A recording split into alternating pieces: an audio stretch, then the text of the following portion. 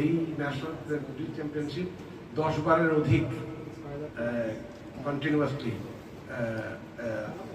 Sponsor করে গেছে। আপনারা জানেন যে যেসব খেলাধুলা একটু কম জনপ্রিয় থাকে সেখানে স্পন্সর পাওয়া কিন্তু খুব কঠিন, কারণ স্পন্সরশিপের সাথে রিটার্নের অনেক ব্যাপার থাকে, মাইলেজের ব্যাপার থাকে।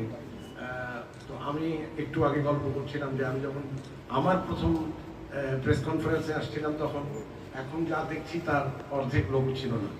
এখন তো মাশাআল্লাহ প্রায় পুরা গ্রাউন্ড ফ্লোর অডিটোরিয়াম ভরে গেছে। তো এটা ইটস এ গুড সাইন যে ব্রিজ চ্যাম্পিয়নশিপে মানুষের আস্তে আস্তে ব্রিজ খেলার প্রতি আগ্রহ বাড়ছে। আমরাও চেষ্টা করছি। সবসময় আমি বলি যে যে কোনো খেলাধুলাই হোক, সেটা জনপ্রিয় হোক অজনপ্রিয় হোক, সব খেলাধুলাই তো খেলাধুলা, এবং সব খেলাধুলাকেই প্যাট্রোনাইজ করতে আমরা সবসময় এগিয়ে থাকি, চেষ্টা করি, এবং চেষ্টা করি যে একবারের জন্য না, একবার শুরু করলে যাতে সেটা কনসিস্টেন্সি থাকে, তাহলে আস্তে আস্তে সেই খেলাটা জনপ্রিয় হয়। তো আমি শিওর যে এবছরও খুব ভালো একটা টুর্নামেন্ট হবে, এবং গত 3-4 বছরে বাংলাদেশ ব্রিজ টিম অনেক ভালো ভালো অর্জন করেছে, নিশ্চয়ই সেটা আমরা শুনবো হয়তো। তো আপনাদের সবাইকে আবারও ধন্যবাদ জানাচ্ছি, আর সাংবাদিক ভাইদেরকে বলছি যেভাবে আপনারা এই ব্রিজ চ্যাম্পিয়নশিপটা করা হয়তো এই খেলায় সংযুক্ত হবে। তো ইস্পাহানি পরিবারের পক্ষ থেকে আপনাদেরকে ধন্যবাদ জানাচ্ছি, এবং বাংলাদেশ ব্রিজ ফেডারেশনের সাথে আগেও যেভাবে আমরা ছিলাম বর্তমানে, এবং অবশ্যই প্রমিস করে যাচ্ছি যে ভবিষ্যতে ইনশাআল্লাহ সবাইকে ধন্যবাদ।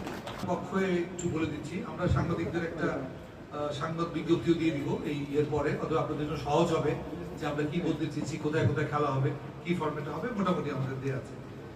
আমাদের প্রেসিডেন্ট সাহেব যেটা বলতে চেষ্টা করেছেন যে ব্রিজ খেলাকে জনপ্রিয় করার জন্য আমরা জাতীয় এবং প্রাইভেট বিশ্ববিদ্যালয়গুলোতে কিছু উদ্যোগ গ্রহণ করবো, এবং আমরা আসলে অলরেডি করেছি। আমি ব্র্যাকের সাথে যোগাযোগ করেছি, আইইউবির সাথে যোগাযোগ করেছি, ডেফুটির সাথে যোগাযোগ করেছি, বুয়েটের সাথে আমাদের রেগুলার যোগাযোগ আছে, কারণ আমাদের প্রচুর প্লেয়ার বুয়েট থেকে আসে।